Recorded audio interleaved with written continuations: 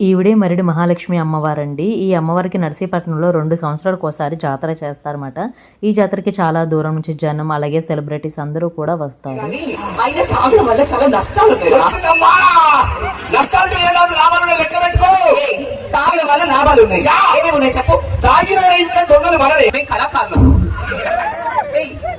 ఎందుకు నవ్వుతున్నావు? మేము కళాకారులు అంటే నేను అంబాసిడర్ కమిషన్, నో కమిషన్, మార్టి కమిషన్, కళాకారులు అంటే నువ్వు చూసే కాదు కాదు. కళాకారులు అంటే పాటలు పాడతారు, డాన్స్ వేస్తారు, అప్పుడప్పుడు అలాంటి అబ్బాయిని ప్రేమిస్తారు. ఈ జాతర నర్సీపట్నంలో ఎలా చేస్తారన్నది కనుక మీరు చూడాలనుకుంటే ఫుల్ వీడియో కింద లింక్ ఉంటుంది, చెక్ చేయండి.